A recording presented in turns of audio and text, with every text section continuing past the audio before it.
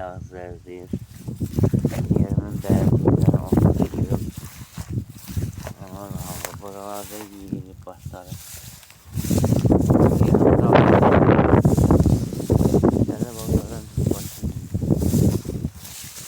Buralarda hayvan geldi.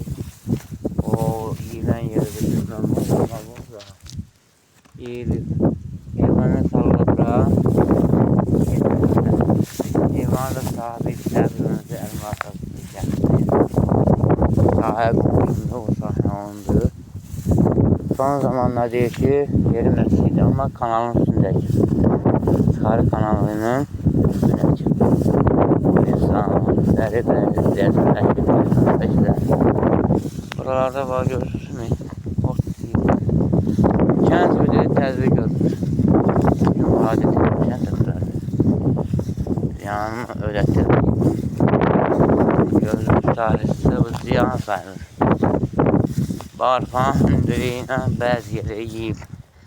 Burada valla heyvan ayağı var.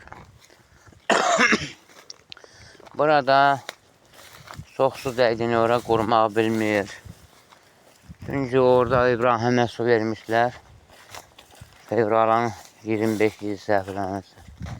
O su götürüb basıb buralara gitmiştir. Ona göre bu vəziyyətə düşüb.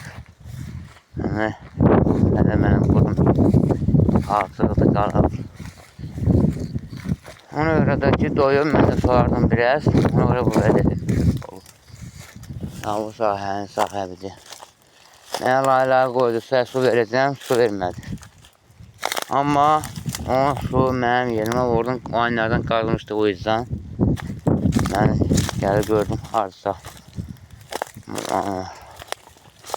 Mart'ın əvvəlləri 5'i, 6'sı, 27'si. Gördüm ki o yüzlerden açılıb. O oradan açılır, buradan da bura keçir. Düzündə bu dəfə mən özümləmişdim, amma neçə illər keçən vaxtları mənim yerimə su bıraxıb. 1-2 qambaya ağzı, biz 12 metrəyəcən yer ənliyində ıslanıb.